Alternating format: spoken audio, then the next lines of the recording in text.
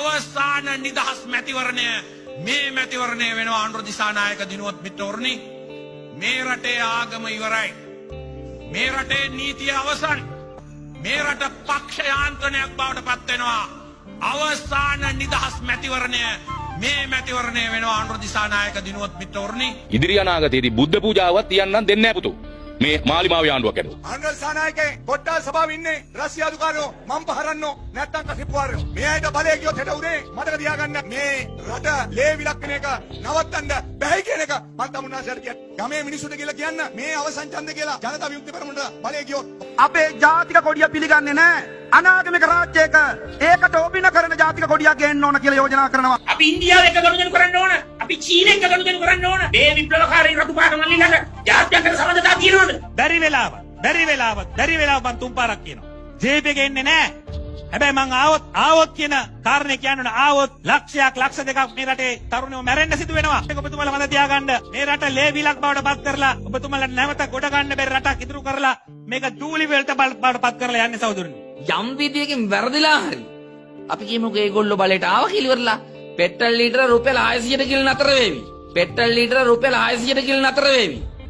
ඊට වැඩිය පැසිස්පෝ ආදී අන්තගාමී කතා කිරීමේ මේ අදහස් ප්‍රකාශ කිරීමේ අයිතිය නැති වෙන යුගයක් තමයි නිර්මාණය වෙන්නේ. මොනවා හරි කරුමකට අනුර කුමාර දිසානායක මේ රටේ ජනාධිපති වුණොත් මේ රටේ බුදුදහමට ආණ්ඩු ක්‍රම ව්‍යවස්ථාවෙන් සහතික කරලා තියෙන ඒ අයිතිවාසිකම අපිට අහිමි වෙනවා. මේ අනතුර පිළිබඳව ඔබ දැනුවත් විය යුතුයි.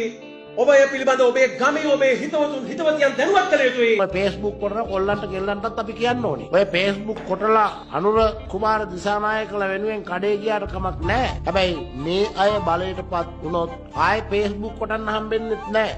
ඔය කොටන Facebook එකටම ආණ්ඩුව ලව්ව කොටා ගන්න ඕන නම් ඔය විදිහටම දිගටම Facebook කොටාගෙන යන්න කියන එකත් අපි මේ අවස්ථාවේදී අපි කියන්න ඕනේ. හදිස්සියකවත් අනුරාවොත් එහෙම ඔය මිනිස්සු මරණ සින්වේ තත්ත්වයක් තමයි තියෙන්නේ. ආයසරයක් 88 89 මේ රට ඇතුලේ නිර්මාණය වෙනවාමයි.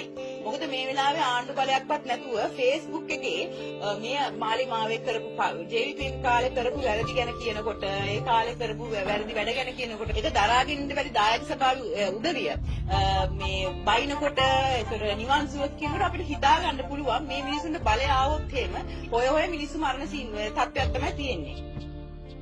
ජාතික ජන බලවේගයේ ප්‍රධාන ලේකම් නිහාල් අබේසිංහ සොයුරා ඇතුළු සියලු දෙනාගෙන මේ අවස්ථාවට සහභාගී වෙලා ඉන්න ආදරණීය අම්මලා තාත්තලා සහෝදරවරු සහෝදරියන් ඇතුළු සියලු දෙනාගෙන් අවසරයි. අද ඉතාමත් තීරණාත්මක මේදී අපි හිතනවා මේ දූෂිත ප්‍රභු තන්ත්‍රය යටතේ පවත්වන අවසාන මේදී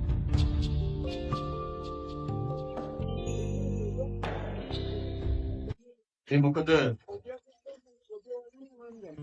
මේ ඔක්තෝබර් මාසේ 17ට කලින් සැප්තැම්බර් මාසේ 17ට පස්සේ මේ රටේ ජනාධිපති ඡන්දෙදී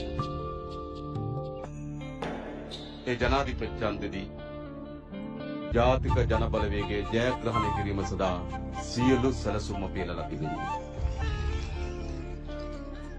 ඒ නිසා එළඹෙන මේ දිනේ ඒ කියන්නේ 2025 මේ දිනේ තියන්නේ ජාතික ජන බලවේගයේ ආණ්ඩුවක් යටතේ